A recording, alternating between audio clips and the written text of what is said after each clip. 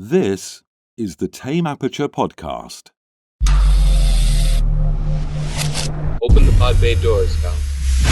I'm sorry, Dave. I'm afraid I can't do that.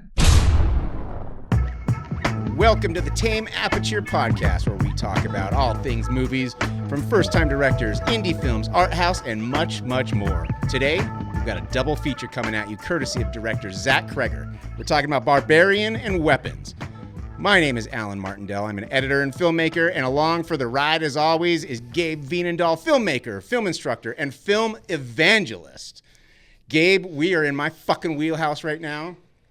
We're talking some horror movies by probably my favorite director right now, Zach Cregger. And we're doing it. So first of all, let me say this before we start. You're coming straight out the gate, I dog. am, dude. I've been ready for this podcast for years, man. From the first time I saw Barbarian, I've been ready for this. So, as always, go watch the movie, and in this case, 2 movies, before you listen to this. Because, I mean, we say that, well, we should say that every time, but especially for this one. Because these movies, if you have not seen Barbarian and Weapons, go in blind. That's the only way to go in. Otherwise, it won't have an effect on you. Yeah, don't be reading any synopsis, summary, otherwise. Yeah, just go straight in. Don't even look at any trailers. Just go in blind. No expectations. None at all. Now that I've said that, I fucking love these movies, dude. I love them. I mean, he's coming right out the gate. I am. I mean, I'll just tell you right now, like they're not perfect. The reason why I'm such a big fan of Zach Cregger is because of the uniqueness of both of these films. So they're just not anything I'd ever seen before. And that's so hard to do nowadays because everything's been done, every idea's been done, and it's just, how do you come up with something that hasn't been seen and done to death a million times? I don't know how you do it, but he figured it out. What do you know about Zach Cregger? So outside of you persuading me to watch The Whitest Kids I Know. Did I say that right? The Whitest Kids You Know. Whitest Kids You Know. See, I didn't even say it right. And I had watched skits of those, and then we watched the Civil War on Drugs. Civil War on Drugs, and that's one of the podcasts from a while back. It is. Which I actually enjoyed. It's a funny movie. Not a lot. I didn't know a lot about him, and so realizing it's hindsight to me. It's like, oh, I kind of knew about him because you had influenced me to go watch some of these things. And then I watched Barbarian and I watched Weapons and I was like, that's the same kid? Right. Wait a minute. That's the same guy that did those movies? Yep. It's about 2010, 2011, something like that. I think it was like 2010. And I'm flipping through my TV and I just happened to land on, I think it was IFC was the network. And it is just a sketch show. And I don't know what the hell it is, but I'm laughing my ass off. And it turns out it's called The Whitest Kids You Know. It's a sketch group. And I am not being hyperbolic here. I think they are the best sketch group ever in the history of anything. They hit almost every time.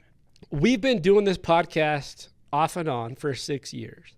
For that 6 years, you've kept persuading me and telling me to go watch that series, to which I watched YouTube reruns of it and then the movie, Civil War on Drugs. So, yeah, it's not hyperbolic because you're the freaking preacher of The Whitest Kids You Know. People get tired of me. Like, everything my wife says, she's just like, she'll just say some innocuous thing, and I'm like, that reminds me of a Whitest Kid sketch. It's either that or The Simpsons for me. Always. Everything comes back to those 2 things for me. And if you think about that culturally, that's crazy. That's because crazy. I could throw out Simpsons, and even if you didn't like it, societally, right, culturally, everyone would go, The Simpsons. Right. We know. Right. So you're putting those at the same To me, those are the 2 things that I laugh the hardest at. And I've seen them all a million times, and I still laugh just as hard. Now, I know it's not for everybody. I get it. But for me, it just hits me in the right spot. It hits that humor in the right spot, and I love it. So, first of all, I just got to say that's the biggest compliment you could get as a creator, as a filmmaker, if someone resonates at the level you're talking about, if I'm Cregger, did I say his name right? Yeah. Yep. I always feel like I'm saying it wrong. If I'm Zach Cregger, or the people in that ensemble, that's the best positive feedback you could ever receive from anybody. I think so. You know? I mean, there are a couple duds here and there in their sketches, but not many, dude. Like, not many. And I'm going to stop, going off on how much I love them in a second. But, I can watch any other sketch show, and it's pretty close to an even number of hits and misses. And for me, it just, they don't miss very often. It's awesome. So, that's why when COVID hit and everything shut down, Trevor Moore, who is the head writer of The Whitest Kid You Know, and one of the directors, he and Zach Cregger were actually the directors of every episode. He started doing YouTube videos, just dumb little funny as fuck YouTube videos. And then that turned into them doing live streams together. So they would all get together, and it was during COVID. It was when everyone was, super, super stressed out, and it was scary, and no one knew what was happening. But every Friday and Saturday, I knew I could watch these guys, and I looked forward to. It was something to look forward to at a time when there wasn't much to look forward to. Yeah. So I remember that fondly. I will say this before we jump on. Barbarian was not Zach Cregger's first everyone says it's his directorial debut. It's not. It's technically his third movie he's directed. So the first, any guess? The Civil War on Drugs? That was the second one. The first one, it was a 2009 sex comedy called Miss March.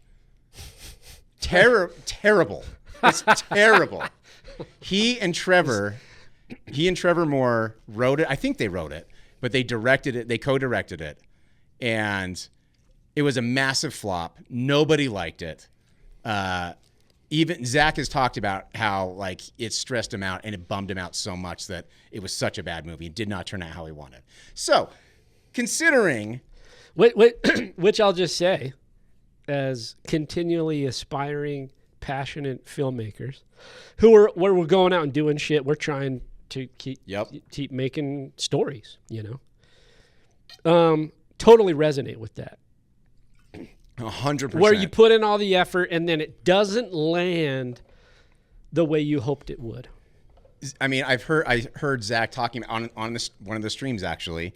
He was talking about the first time he knew that they were in trouble with the movie is when it was just when the editor was putting together dailies. And he was like, oh, fuck, this is bad.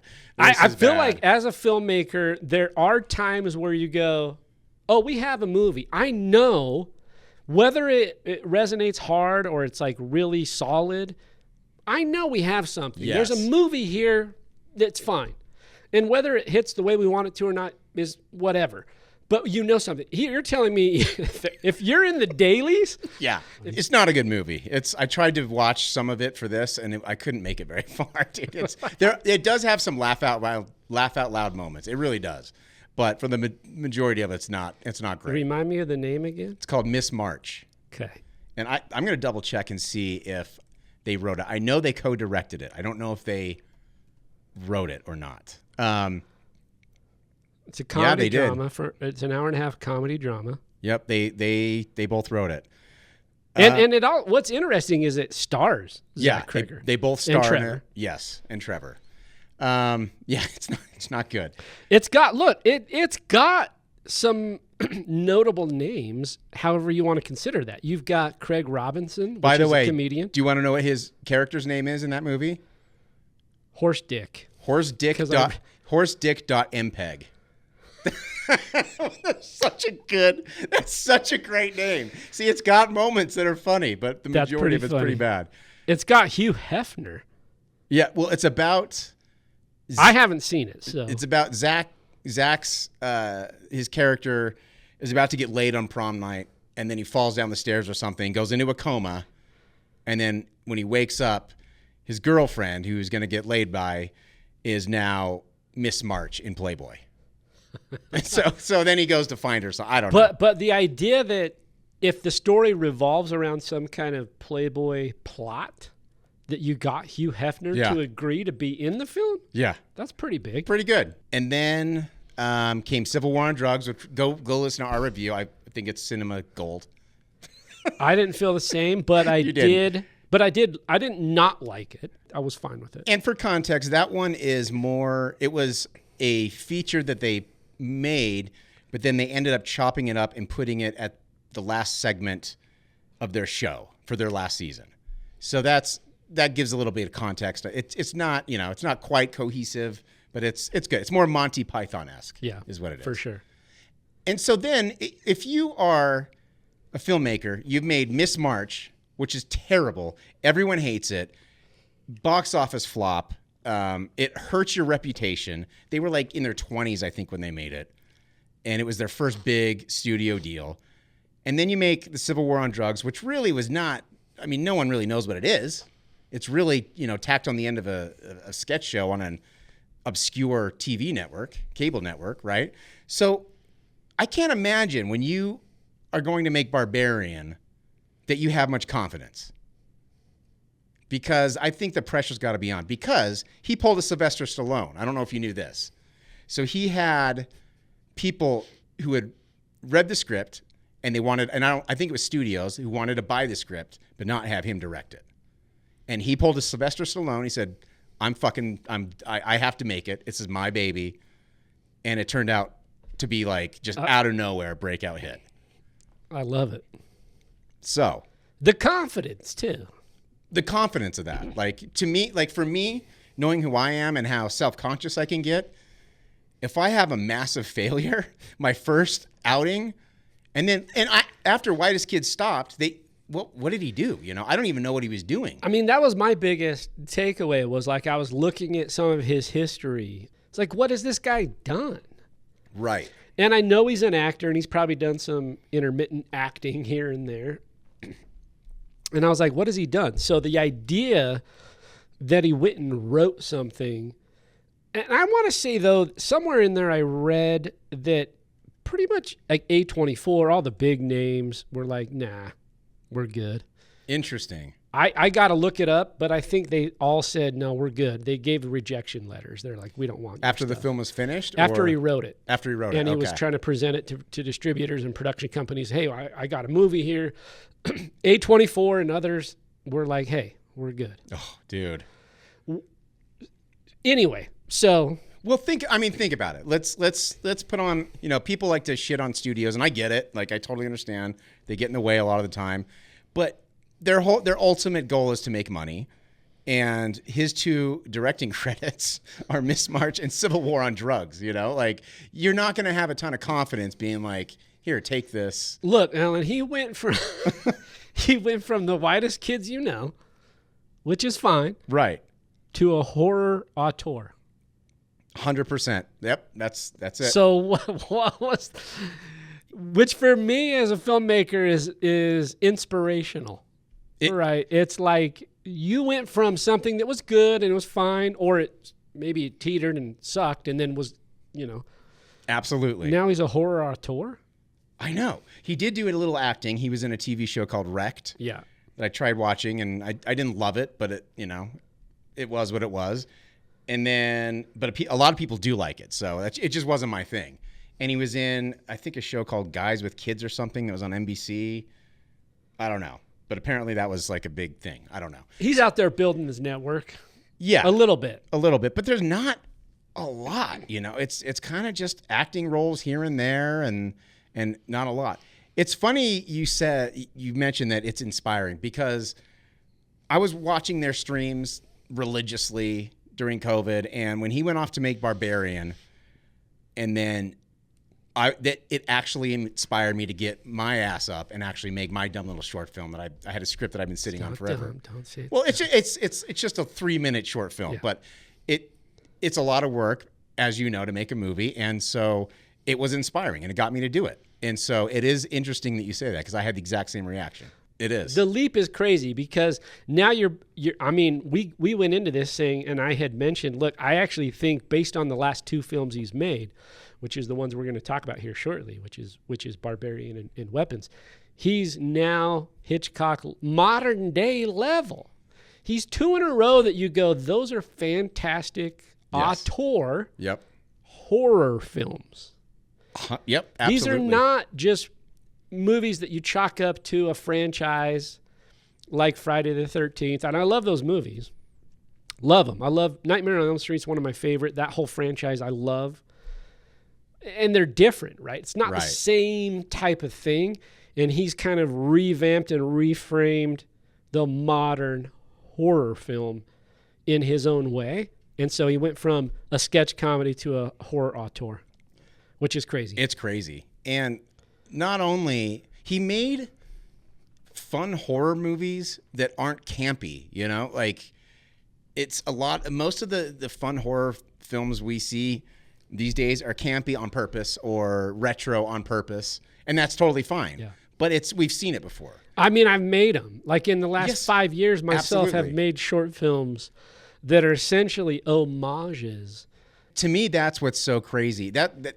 So when I went in to see Barbarian in the theater with my wife, I knew that if it sucked, I was going to be super bummed because I like the guy. I like White as Kids, and it's a horror movie, and like all of his horror sensibilities are very similar to mine. What we've talked about, like what I've heard him talk about in the past, like Texas Chainsaw Massacre is his favorite movie, and anyway, so if it sucked, I knew I was going to be bummed, like super bummed. You were going to go home crying.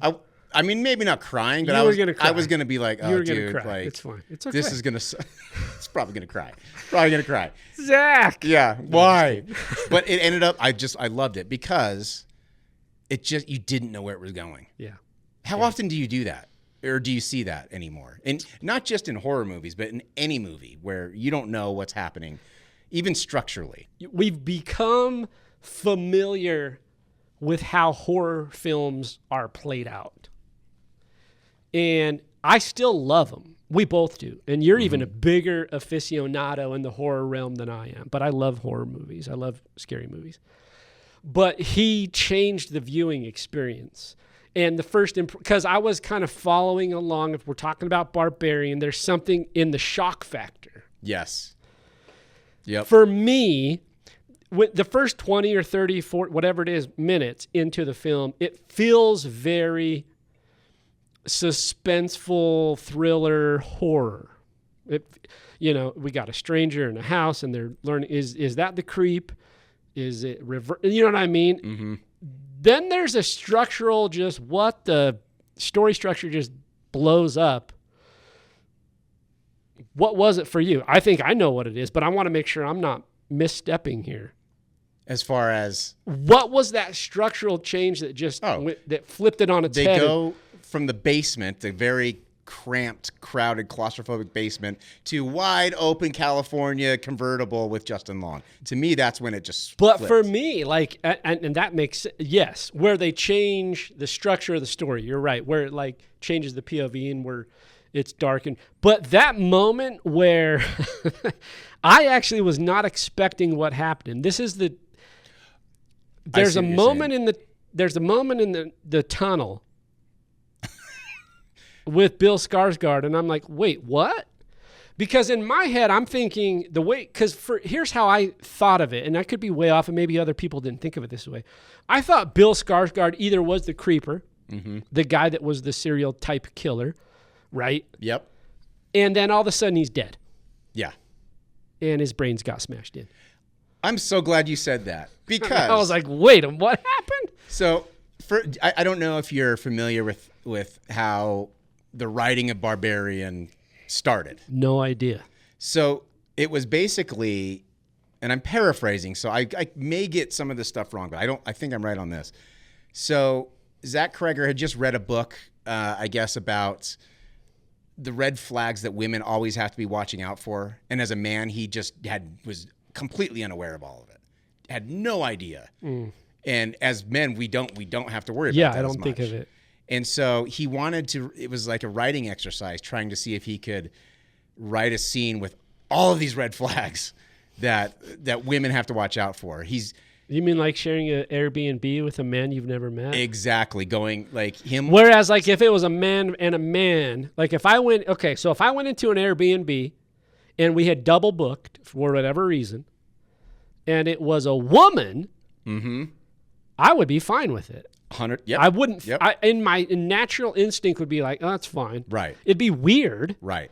And I would be polite about it and whatnot. You know what I mean? You Right. would, you'd be the. Well, you'd the march right gentleman. in like you own the place. But right? I wouldn't. No, Just kidding. I wouldn't. I wouldn't. It would be weird, and I would probably. Well, that's a good point because I might actually leave, but I wouldn't think of it as a threat. Right. Right.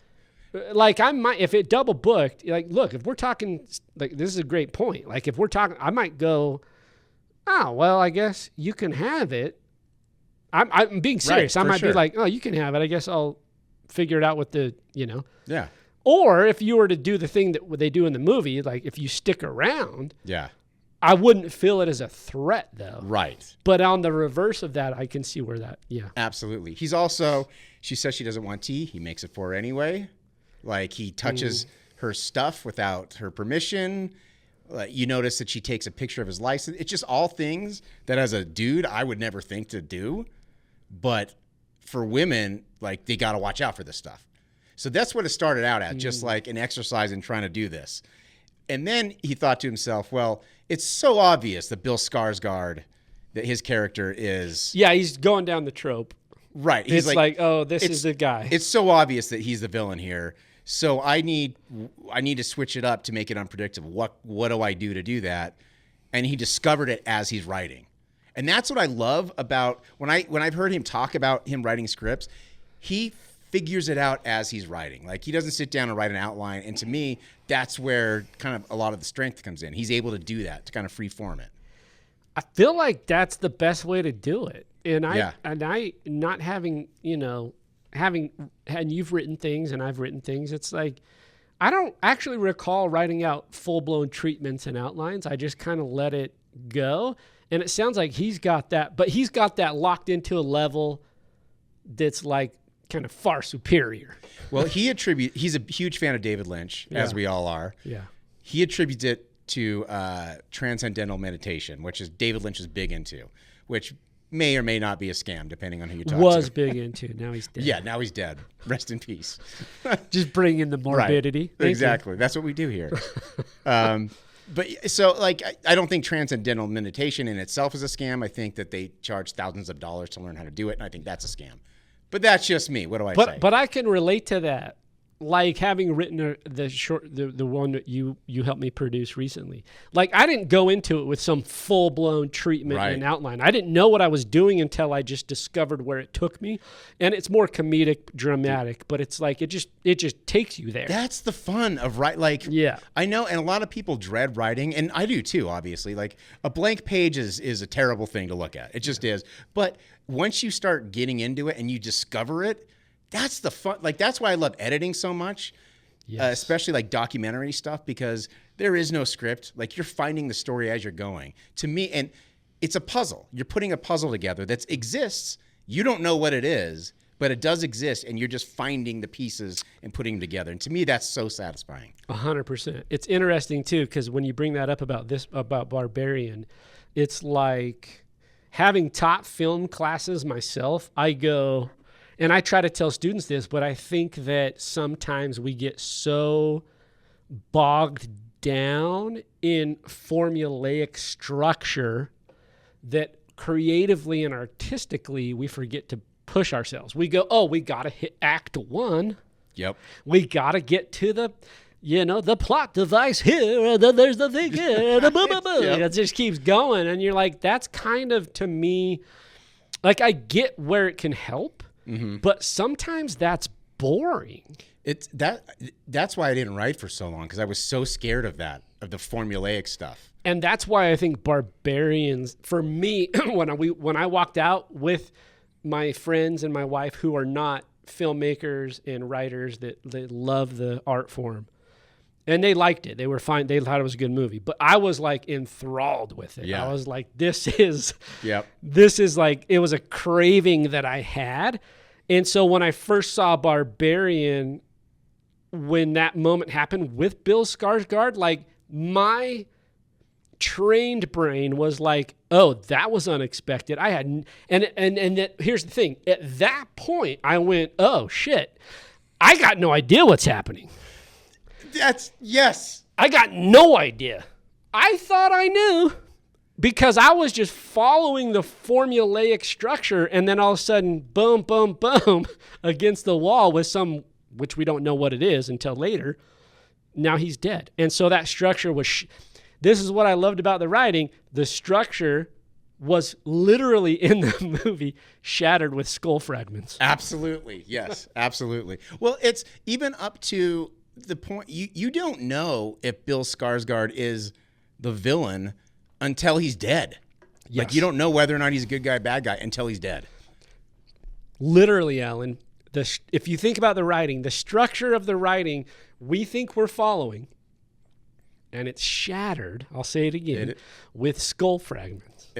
Absolutely. It's crazy. And the other thing is, that was kind of a full short film, the first 40 minutes. Yeah.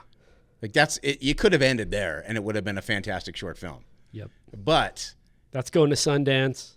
Yeah, exactly. It's also somewhat formulaic, but I mean, it kind of hits the beats. It does, but it's an act break that you don't expect. If you think the Yes. first act break is going to end a certain way, and you go, "Oh yeah, we're familiar with how that goes," it breaks, and it literally breaks and shatters. It's not.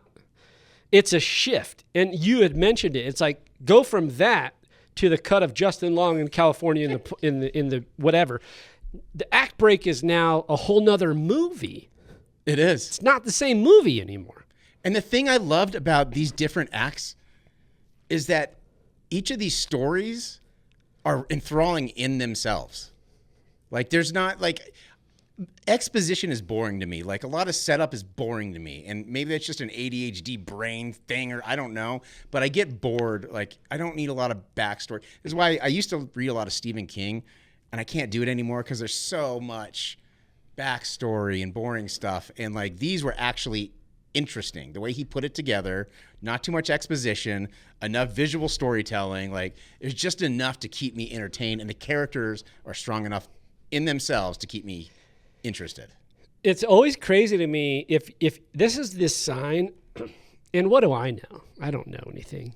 I make movies that no one sees, and I teach classes that no one cares about. False to both of those things. It's basically true. Oh, but I mean that. But like, here's the thing: if you're able to pass the baton, because the whole first part, I'm thinking of, I think it's Tess. Is that her name? Yeah. The character. And then I can't remember Bill Skarsgård's name as a character. But though, like, that whole movie in the first 30, 40 minutes is based on those characters, and he's done a good enough job for me to go, I'm in. Yep. And then he changes the whole movie, and he passes the baton to a whole nother set of characters. Yep. That's not easy to do. So the fact that he does it is pretty incredible and makes me go, oh, yeah, that's pretty amazing. The balls, man. The balls. Yeah. Coming off the Civil War on drugs and Miss March and The Whitest Kid You Know. The balls to just, like, fuck you. I haven't made, like, a really acclaimed movie, and I'm just going to destroy all of your rules. Yes. And here's a question I have for you pertaining to that, kind of mixed into Weapons. And I mean that by there's an unpredictability in Barbarian, right? It's unpredictable. Did you feel the unpredictability in Weapons, or did it feel like that trick can only work one time? I think. Do you know what I mean? Yes, I know. Yes, if he had done it the same way he did it in Barbarian, it wouldn't have worked. He found another way to change it. That's it for me. The Barbarian shift is the act break where you pass the baton to new characters. With Weapons, he's smart because he doesn't go down the same path. He goes, oh, let me just do a fragmented narrative, which is compartmentalized into 6 different viewpoints. Yep. Right? And that's how he passes the structure and the baton to different characters. He doesn't do it the same way he did it in Barbarians. Yep. And so, anyway, structurally, I'm pretty blown away about how he approaches it, because he's not trying to do the same thing in rinse and repeat. And the characters are so strong in all of these. Every character is is really, I don't know what it is. I don't. It's obviously the writing. It's obviously the performances, but he just is able to write these people where you're really interested. Weapons is depressing. Weapons is so fucking depressing. It's a really like dark movie, and every single character is going through it, and I still was enthralled with watching their story. Which makes me think, and I'm just looking at notes that I had. I actually went to Weapons. I've only seen it twice. I saw it once when it first came out, and I just watched it again today. It's still in theaters. Yep. Which is crazy. But if you look at it like it is depressing, and I was watching it and I was writing notes here like, oh, that's about this and that's about that. And it's like pretty sad. It's very sad. We talked a little bit about the origins. Oh, go ahead. We talked a little bit about the origins of Barbarian and writing that. Do you know what the origins were for writing Weapons? I don't know, but my only guess is like what, and it's probably way off. This is probably way off from his inspiration. But when I was watching it again today, I was literally, okay, I'm in this is the best part about movie theaters, by the way. I went to Weapons, and Weapons has been out for a long time. So guess what? At the 4:15, 4:30 showing, nobody was there. Yeah. Guess who was? Me. By myself. And it was fantastic. And when I was breaking it down in my head, I just kept breaking down the different character POVs with one theme descriptions. Okay. And I don't have them all, but I'll give you a couple. Okay. One theme is alcoholism, Mm-hmm. obsession. I can go through these, like Josh Brolin's Archer Graff. He's obsessed. And he feels like he let his family, like there's fatherly, there's just so, I'm just taking each little theme from each of those 6 characters and I go, oh, yeah, he's hitting on these things and then putting them into a story and basically 6 different short films. Yes. And he has said that every one of those characters and Weapons was autobiographical to an extent. Totally understand that. I did not know that, but watching it again today, that makes 100% sense. So he started writing Weapons. So we talked about The Whitest Kid You Know. We talked about his writing, directing partner, and really good friend, maybe best friend, Trevor Moore. Well, Trevor died it was actually like a couple days after Zach got back from shooting Barbarian, and I think Bulgaria, I think is where they shot it. And so Zach comes back. They do their return stream together. So every Friday they did just him and Trevor would do a stream together on Twitch. And that night, after they finished, Trevor had been drinking and he fell off the balcony and died. And so it was, super tragic. It was just celebrity deaths don't get me. Like I've never understood that. This one kind of affected me a bit. Like it was like such a shock. I was like, holy shit, I can't believe this. This is nuts. Because you do have a little bit of a parasocial thing when you're watching these people interact, even though like they're putting on a performance on a live stream, you're still getting more of them, more of what they really are than your like interviews or featurettes or whatever. So there's definitely a parasocial thing there. But when Trevor died, they were best friends, writing partners, directing partners. Zach wanted to live in that grief without it being self-destructive. He's an alcoholic, recovering alcoholic, addict. He's done everything under the sun. So in order to just live in that grief and kind of process it, he started writing Weapons, and which is a total movie about grief. Mm-hmm. And that's why I think it's so dark. There's so much alcoholism, like you said, addiction issues. Like there's addiction issues. And like in my notes, like every little bullet point has something referring to alcoholism. Yes. And I did not know what you're telling me. I 100% did not study it, didn't look into it. That's really interesting. And he's and unfortunately in a very tragic way inspired by that. Yep. Yeah. And then to make this even darker, he said that final chapter with Alex and Aunt Gladys living in the house together basically, and Alex is basically just a prisoner.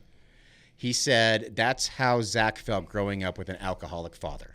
He'd go to school, be fine, and then he'd have to go hide in a house and be terrified all the time. So and pretend that everything's okay.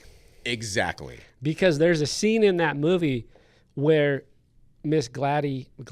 Aunt Gladys? No, what's her name? Gladys. No, the teacher.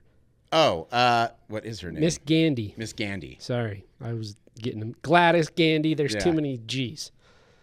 Asks him, is that like she's stalking him and asking, and she's trying to figure out if everything, because she's also going through her own grief and her own turmoil. Right. And she asks him, and he's like, everything's fine, just leave me alone. Yes. And he's a kid. And all he's doing is trying to pretend that everything's fine when it's not in the place that he's going to go to when he gets there, which is the house, his home. And holy fucking shit, man. Like, go ahead. I was just going to say, like, I did not know the things you're sharing, but like in my notes, You picked up on it. like only on the second watch. Right. Well, the first watch, you're so dumbfounded. What's happening? Well, I'm a little, yeah. But because Miss Gandy goes to Alex's house and earnestly she cares about him. She wants to make sure he's okay. Because this tragic thing has happened. All the kids have now disappeared except for him. Yep. This is getting deep, and I'm going to get way deeper than it should. No, let's do it. But it's like every kid has moved on, and it's not even about. We can get into the witch. That's straight up from the get-go. We know Right. he literally gave us the outcome of the story. Yes. He writes it, and we see shots of it all throughout. It says witch. Parasite. There's a lot of talk about parasites. Yes, but like the thing with Alex to me is actually more poignant. It's stronger. It's crazy. And Because she goes to his house, she looks inside, she sees two parents who are zombies. Okay, well, alcoholism, if you're obsessed, then you're a zombie. You check out. You're not there. yep, you're not human anymore. You're not human. Yep. And so, anyway, I can see his perspective, especially from the young Alex, character. It's crazy. The way, I mean, it felt. I'm trying to figure out the best way to say this. That last chapter, it felt intense. Like it felt heavy, is what I should say. Super like when he heavy. goes home, like you feel his relief when he's at school. And even the visual storytelling of I don't know if you noticed, but they put him very low when he's sitting at his desk. So the desk is like almost up to his chin. So like even just stuff like that, the visual storytelling is great. But when he goes home, it feels heavy. Feels real heavy. And there's even a scene in the beginning when Miss Gandy has a dream, which is the other thing I noticed watching each POV, was like a lot of those POVs, all of them have an element of the witch, which is cool. Yep. Because it's like they, it's the subtext of what. So like the one I'm thinking of specifically is Miss Gandy has a dream. She's in the classroom. All the heads are down of the kids on the table. Alex's head's down too. And then when she gets alarmed and like woken up is when Alex lifts up and sees the witch's face. Yeah. Yeah. You know? You think it's a clown. You think it's first. a clown Yeah. at first. When you're watching it, you don't know necessarily. I didn't know on the first watch it was Right. like a witch. Oh yeah. There's no way. No. Yeah. Of course not. It's crazy. It's so good. And speaking of discovering the story as you go, all he wanted to do, he wanted to have a little child narrator telling a story. Love that. He didn't know what the story was. Let's find out. Let's write it down. Then he gets to a point where, Well, you can tell where personal relationships to what he's writing in the story come to life. Like those are things Yes. that he probably felt as a kid. yes, Like I can see that now that you're saying that, and I didn't know that backstory, but I go, oh yeah. Oh shit. And I'm like, that's good storytelling. That's good writing. it's such good writing. And then he gets to a point where he's writing and the kids have all disappeared. And he's like, I don't know why they disappeared. Let's find out why they disappeared. And then he's just finding the shit as he's going. And the way he tells it and the way David Lynch used to talk about it is like when they do transcendental meditation, they're trying to catch the big fish. Like all these ideas are swirling around above them and they're just trying to catch a big fish. I wish my brain could work like that, man. Whatever the fuck they're tapping into, why can't I do that? That's all I want, man. Give me whatever they're smoking, whatever they're doing. Maybe it's worth the $20,000 you got to pay to learn transcendental meditation. I don't know what it is either, but I feel like I can get there if I take the right drugs. No doubt. Just eat a bunch of mushrooms and just write some stuff down. Yeah. How did you think, after knowing Barbarian was what it was, and you're going in to see Weapons for the first time, first of all, what were your expectations for it? Here's what's crazy. Like, until we decided to do these two movies, I actually didn't put two and two together. Oh, really? Okay. No, because I wasn't doing a deep dive. So in other words, I wasn't like, oh, it's the same guy. Okay. It's the same director. I didn't know that until later, after I'd watched both. Okay. The dog is going crazy. Lucifer. Come here. Lucifer. That's, by the way, the best name for a dog. By the way, we should get Lucy in the podcast because she might actually bring more views. Yes, she probably will. We just got to start filming her. I called her name and she came over and now Yep. I'm saying hi to her. Lucy. She's fine. See, but she's got to have attention all the time. She doesn't have attention. She's got let's be honest. She's got the cutest face I've ever seen. She really does. It's ridiculous. Okay, come here. Here, you want to get on my lap? Come here. Here's a question that I have, though, because I didn't know that he directed and wrote both of these. I didn't put it together until later. What I want to know is, I mean, we're clamoring about it. We're fawning over it. And I think rightfully so. I think people that aren't filmmakers probably don't resonate with it the same way we do, or that are people that love film like the way we do. The question I have is, and this could be an interesting kind of controversial question. Is he carving out a space similar to Jordan Peele? So culturally, like Jordan Peele has come over the last 5 to 7 years and just kind of redefined how we're looking at horror and suspense thrillers and things like that. He did. I mean, he kind of changed, for me at least, some of the game and how I perceive things. Is it different than that? Is he different and creating his own little niche and doing his own thing? I think so. They're actually pretty good friends. And I didn't know that, but I feel like they're both kind of tonally they're different, but they're both carving out this space in the horror genre, which is cool. I think it's really cool. They were actually friends even before Zach blew up with this stuff. Like I don't know how they knew each other, but they were friends. In fact, another interesting fact: after Barbarian came out and the script for Weapons was kind of making the rounds, there was a bidding war over the script, and Jordan Peele, who is... Can we just say one thing? Yeah. I don't mean to cut you off. So no, go for it. Hold that thought. You got to remember, Barbarian, $4 million on a budget, and then it grossed over $45 million. So Weapons was a no-brainer. No-brainer, exactly. Sorry. And so there's a bidding war for the script for Weapons. Jordan Peele, who is one of Zach's very good friends, his company did not get the script, so he fired his agent. Jordan Peele fired his agent because they didn't win the bid for Weapons. Was this okay? I think, and once again, have not done a ton of research, but I did have hearsay. Was this the thing where Weapons premiered? Was it a Sundance premiere or a South by Southwest premiere? And just the script? I think they premiered it, and then distributors or how did it work? Well, because sometimes you'll make the movie, you'll premiere at a big festival, right. A distributor will come in and go, oh, purchase price is X amount of dollars. Right. That wasn't this. No, that wasn't this. So this was just the script. Just the script. Just the script, knowing that Zach would be attached to direct. And that's crazy. Like, his good friend didn't get it, so he fired his agent. Like, Jordan Peele. Like, you don't get many bigger, hotter names right now. Like, anything that he is even touched, they're plastering his name all over. Whether he is a producer or just like a consultant or something, like they are going to put his name all over it because he is huge.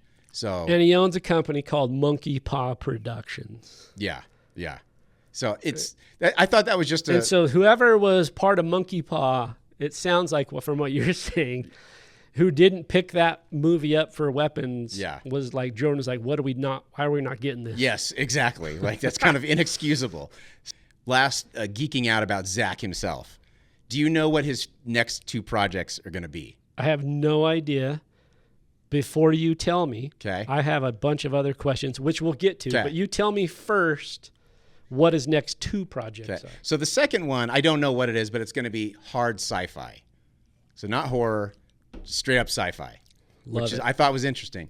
The next one, though, that he's filming now, Resident Evil. Okay. They gave him Resident Evil. He said he hasn't seen any of the movies, but he's a huge gamer.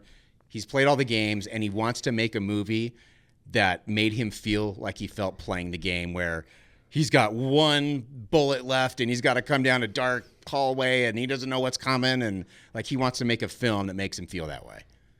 I mean, I'm interested. Look, Yeah. based on the last 2 at-bats, this dude is 1,000%. Yeah. So if we're just basing it off the last 2, Yeah.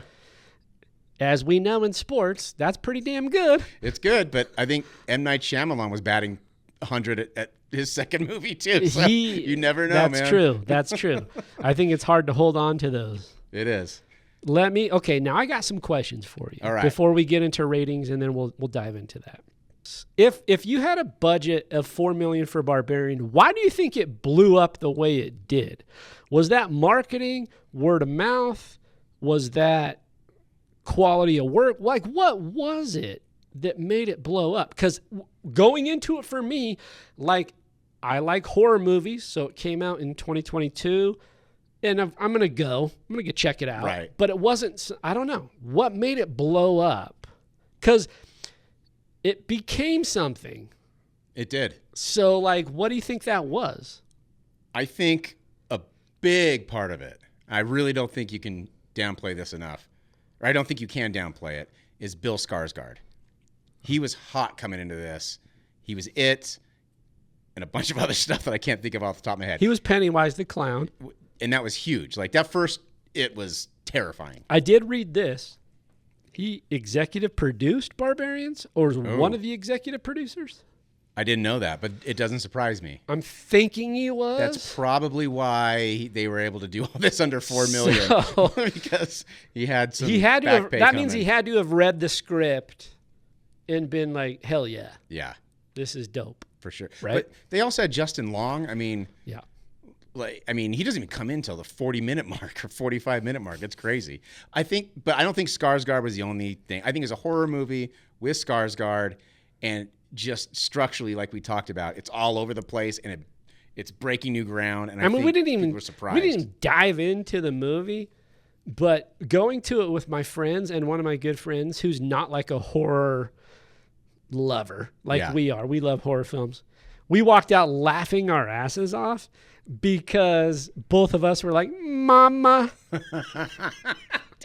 Which film do you think will age better or become a cult classic? Because you can't hit cult status until time proves it out. Like right now, we both love them. Don't get me wrong. Right. Barbarian, Weapons, great movies. I mean, Weapons culturally probably resonated harder because it Yeah. had a broader audience. Right. But what one ages better 10 years from now? I Or are they the think the one that's going to have more staying power, I'd say, is Barbarian, probably. Interesting. Because Tell me why. I've seen Barbarian, I think, 3 times. I've seen Weapons twice. Rewatch value for me, Barbarian is way higher. Yeah. And I think it's because the mystery in Weapons is so intriguing, and you just want to know what happens. But once you know what happens, I just want to see the gore. I just want to see your head get ripped apart. Like, that's all I give a shit about. I mean, I shouldn't say that.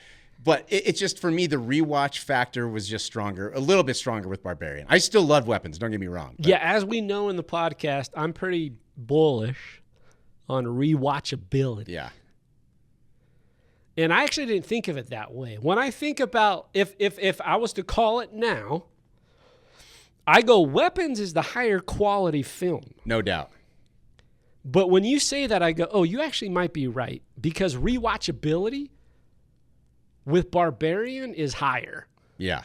So, but you think Weapons? No, because now you've switched my Okay.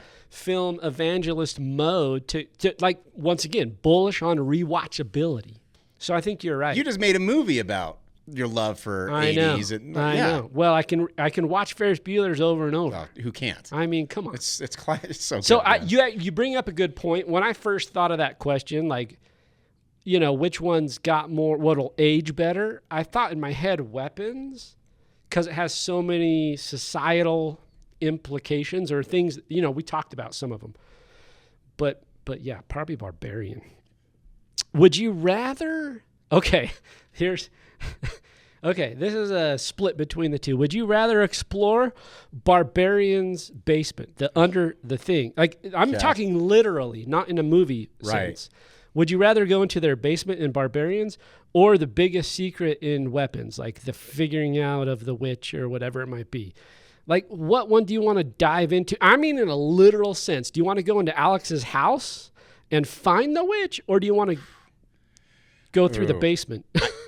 I mean, the easy answer is I'd rather go to the house and deal with the witch. But honestly, being able to go through secret tunnels sounds fucking awesome. It sounds awesome. You're like I think a rare breed that way. There's no doubt. Like, yeah. And honestly, let's be honest. If that happened to me in real life, there's no way I'm going down there. You know, but the idea of it sounds super fun. Because Bill Skarsgård's character goes, so they go in, right? And then they find it and he keeps going and then he gets the whole thing and you can go watch it. But like, I don't think I want to do that. I think I'd rather just go to the house and in my head, I'd be like, let me save Alex because his house is shitty. Also, I mean, I cannot go any further without talking about Richard Brake, the creepy dude that guy is so scary and like he just is scary in everything he's in. Like, he's the only good part about any Rob Zombie movie he's been in. Is he? Because now tell me who he is. Because he's the dad, incestual father. Exactly. He's the guy who has the dungeon in the house. Who's just by his face is creepy. He is, yeah, dude. And the way he talks, and he just, no offense to him, but I think, I mean, he's made a lot of money off that. So, but he is just, everything I've seen him in, he just scares the shit out of me, man. He is scary. Like in 31, which is a Rob Zombie movie. It's not a good movie. It's terrible, but he's fantastic. But it's also like, what great casting, because so good. In Barbarian, you hand that, but we talked about these baton handoffs because Barbarian continually changes. It breaks the acts over and over. Yep. And then you hand it to him, and he's so enthralling. He's so interesting. He's creepy, and you want to watch him. You don't ever think, oh, what just happened to all the other stories that we were following, 10 minutes ago? I forget, like when they go to Justin Long's character, I forgot all about George. First off, Justin Long was also a perfect cast because he's hilarious. He's hilarious. He's likable. So when he turns out, here's the thing. Here's how good Justin Long is. The most likable guy probably who ever existed, right? I can't see him now without being creeped out. I really can't because he did such a good job in this. But that scene where he's the owner of the home and then he finds out these tunnels. Yeah. And he's measuring out the real estate. So and by the way, he walked by a camera and like a blood sheet and like a weird dungeon room and didn't give a shit. Well, he's sitting on the bed and he's trying to figure out, if he can earn more money on it. And then he just like looks down and sees the stains and goes, oh, gross. Oh, gross. Can we up the value on the square footage? But when we went and saw that, Jess looked at me and she goes, he talks just like you. Like when he's measuring, he's like, "Oh yeah, bitch!" Like she's like, "That is you say that that's all hilarious. The time." Like, it's like, that's great. Oh my gosh. Okay, I mean, look, we're just fawning over everything. The movies are great. Which of these two movies would you show someone who says they don't like horror? Ooh, you can do one. Probably. Okay, now it got to step outside because both of us love horror. Right. Which one do you give them? I think I'm giving them Weapons because first of all, I think Barbarian's scarier. True. And Weapons, the stories, it's intriguing on its own without the scares. Yeah. Strong. I don't want to say stronger story, but more relatable across a broad spectrum. Like people that don't appreciate horror are going to be like, oh, Weapons is a story. It's a movie. Yep. Yeah. Yeah, I agree. So you're going Weapons too? Yeah. Okay. Yeah, I'd go Weapons. If Weapons were a cocktail, what's in it? Or let me change it up. If Barbarian were a cocktail, what's in that cocktail? Oh my God, there's definitely tequila in there, Without a doubt. If there's not tequila with a worm, I'm out. It's probably some Jägermeister too. I mean, I feel like it's a concoction with there's nothing else. It's just Jägermeister, tequila, pour in some beer, pour in some They're not even putting vodka, bitters or anything. It's just a constant, because it's constantly changing. Yep, I agree. Crazy. Final thoughts on Cregger's trajectory. Where does he go? Like you had mentioned a couple things. Sounds like he's doing some game adaptations. Yep.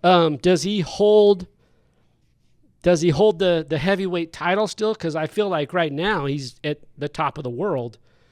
You know, what's his trajectory like? Does he have that potential to keep holding that? Because he's going to shift gears into different genres. That's hard, but I feel like he might be someone that can do that. I don't know. I mean, we've seen lots of people, whether it's in sports or what art or whatever.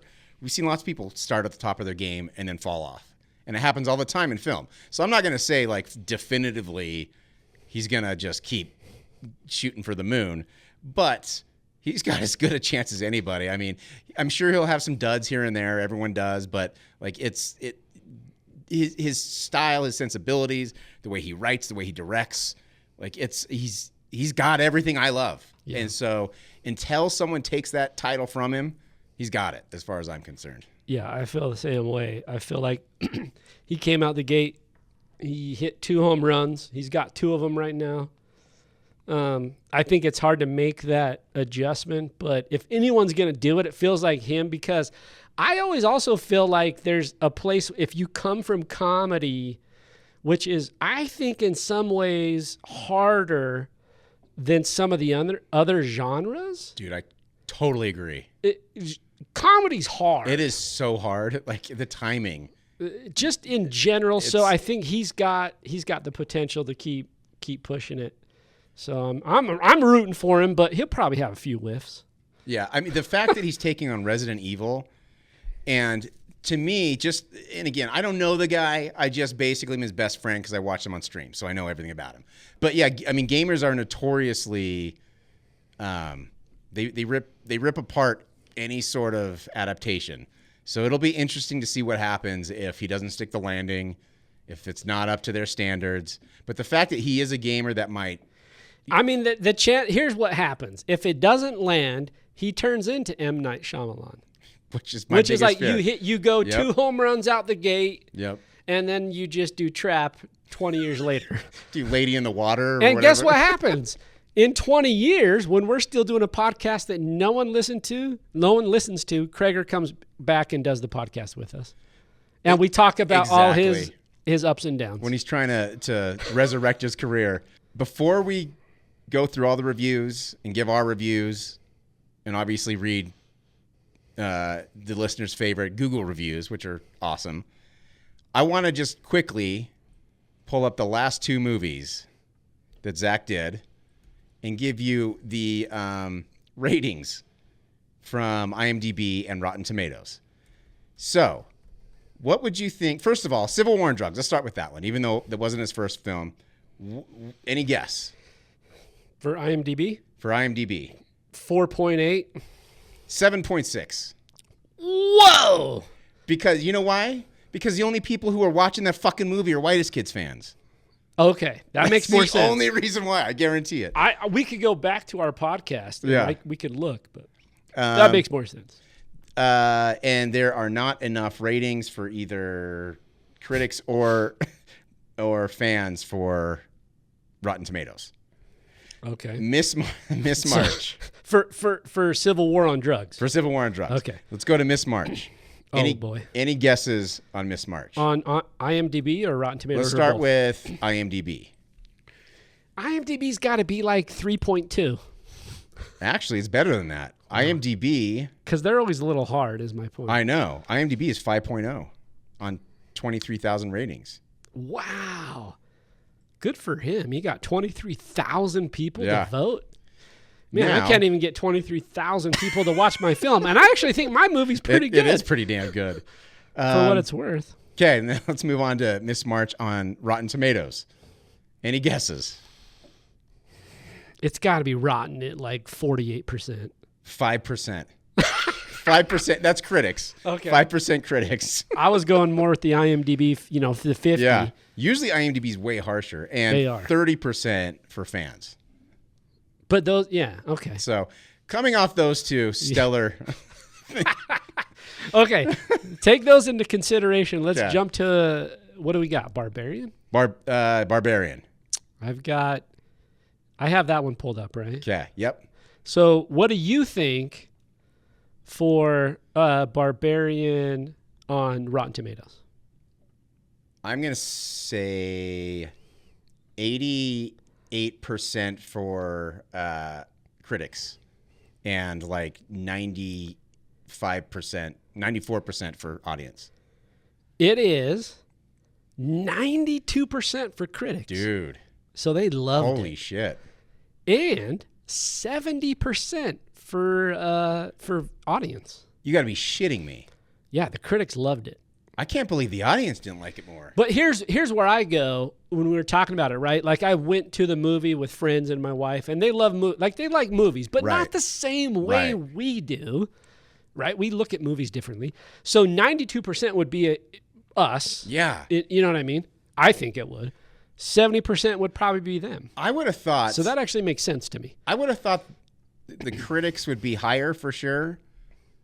But man, that's I thought crazy. It's a fun one. I'll watch it again this month, in the month of October. So That's right? crazy. It's that Yeah. it's that It is. rewatchability. Yep. What about IMDb for Barbarian? What do you think? I'm going to say that's usually, oh man. Let's go with the even 75%. 7.5, I should say. 7.0 7.0. out of 242,000. Man, That's pretty good, though, for IMDb. it is, but that's bullshit. Come on, man. Should be a little higher, but once again, it's more... Barbarian hits differently for film enthusiasts Yep. than it does for people that just like a fun, weird, scary True. movie. Very true. Right, so, Okay, let's move on to weapons. okay. Rotten Tomatoes. Any guesses for weapons? Man, I feel like it's got to be high. So, Rotten Tomatoes, let's go 94% critics, 88% audience. Dude, you're pretty damn close. 93 critics, 85 audience. Okay, I'm right there. I'm in the ballpark. Yeah, you've got this shit down, man. Now, let's move on to IMDb. Okay, for weapons. I feel like it's got to be high. 7.9? Close, 7.6.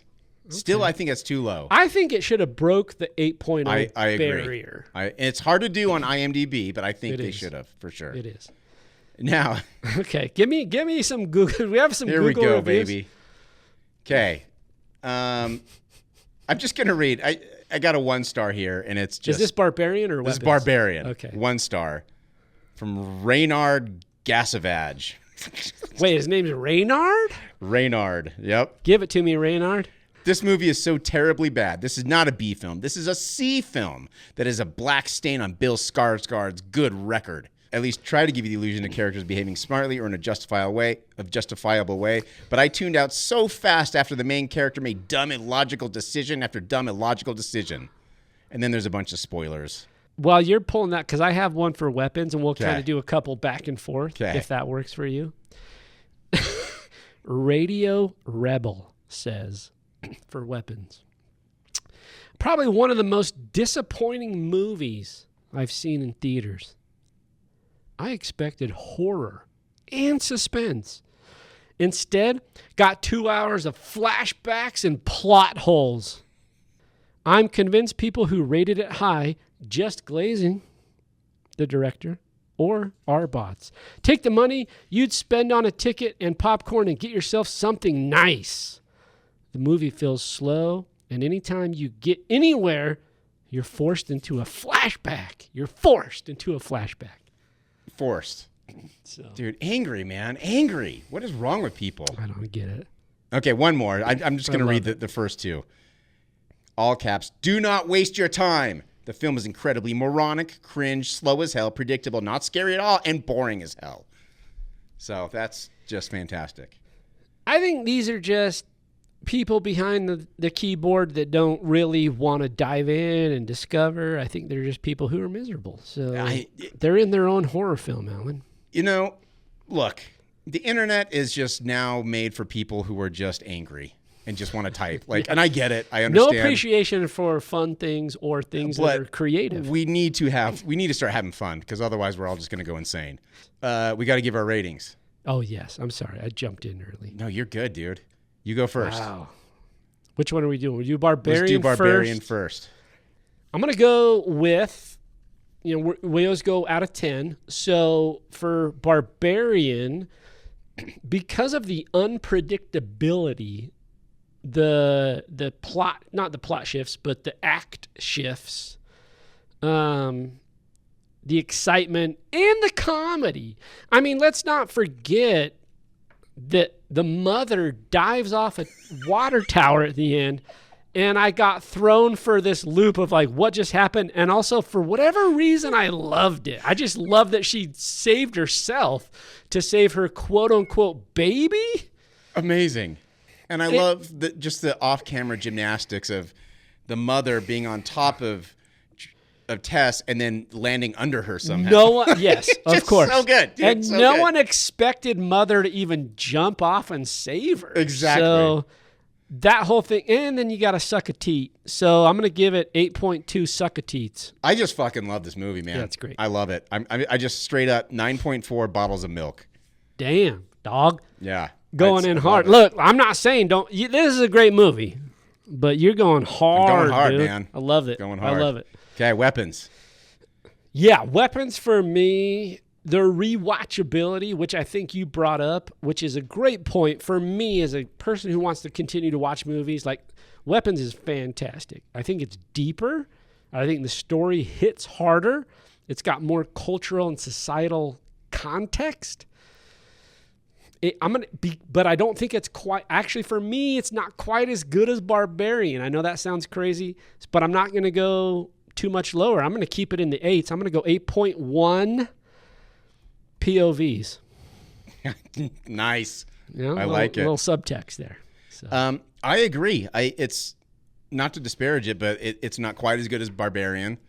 And I think the humor went a long way in Barbarian. I think more humor would have really helped out Weapons. I'm nitpicking, man. Like, I'm not saying it should have been fun. Like, I'm just saying it's such a heavy movie, and you can feel the grief, and you can feel just the weight of what happened in this town. And a little comic relief would have helped a little bit, I think. It's dark, it's deep, and yeah, I agree with you. Yeah. I'm going 8.9 locks of hair. Oh, he's going, wow. Dude, I fucking love these movies, man. I mean, I love look, them. if you're looking for a little insight, that scene where she comes in and cuts the hair, I mean, it's pretty good. Like, you know what? There are some scary fucking movies. Some really creepy things happening. Yeah. Great movie. Go So watch good. it. It's fantastic. But it sounds like for us, Barbarian is going to hold the crown. It's so good, man. Yeah. This one is a rewatch of it. Like, I would rewatch Weapons. Weapons I'm watching probably every year, maybe. I'm going to go every 2 or 3 years, but sense. Barbarian I'm watching every year.